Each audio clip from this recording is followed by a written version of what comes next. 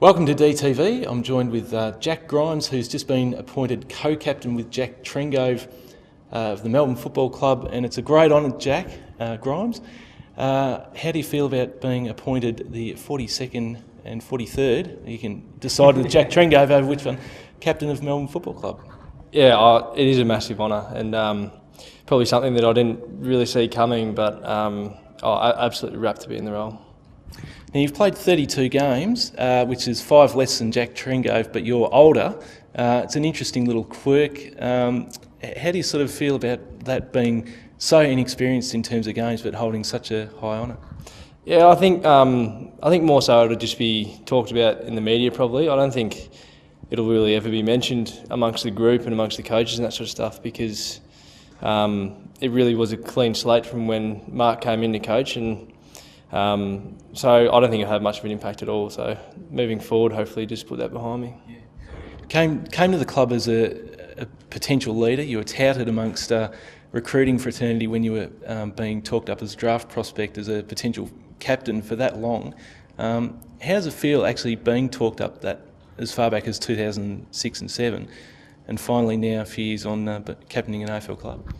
Yeah, I think back then it wasn't something that I'd really strive to be, I guess. I didn't really know much about leadership, or I didn't really know what people were talking about either when they said I was a leader. But I think as you go, you probably learn a little bit more and learn the sort of leader you want to be. And but yeah, now to be sitting in this position, like I said, is a massive honour, and Jack and I will attack it with absolutely everything we've got. So I'm sure it's a big year ahead for us.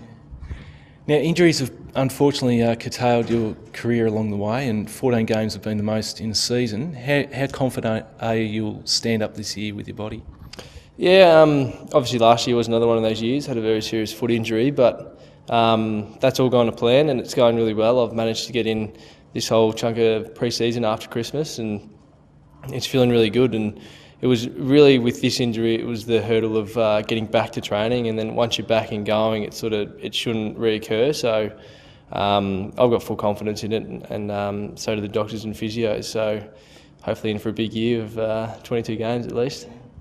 Now, you were the youngest leader of the leadership group last year, and this year you've been retained and obviously elevated to co-captaincy. What was that like last year, getting that taste to experience where you are now?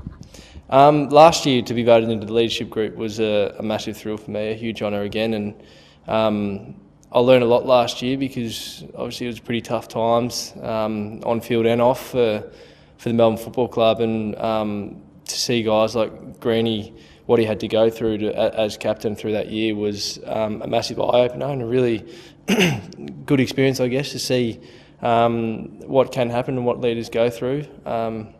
But I'm sure this year will be a bit of a different year to last year, and but I really did admire the way those guys went about their leadership last year. Yeah. Now, you're a Melbourne supporter growing up. Somewhat of a dream. Are you pinching yourself? Yeah, it really is like a dream coming true from being a little kid. And when I woke up this morning, I sort of thought it might have still been a dream from yesterday, because my head was spinning. But yeah, my family especially, they're all D supporters, are rapt for me and very proud, I think. So it really is a massive thrill. Just finally, your sort of leadership style, and I guess your relationship with Jack Trengove. Yeah, well, I think both Jack and I, we're not, as you said in there, we're not the loudest sort of guys at the club. We don't do all the talking and that sort of thing. We'll obviously speak when we need to, but and that's something that I don't think I'll really change too much. But we'll, as leaders, we'll obviously develop into the role and work out as a whole group where we want to go with our leadership and guiding the rest of the group forward. But the one thing that I'd say I'd like to be seen as is a respected player and a player that cares for his teammates. So that's what I was striving towards. Fantastic, Jack. It's great to have you as a co-captain of the Melbourne Football Club, and best wishes. I'm sure you'll do a great job. Thanks a lot, Manny.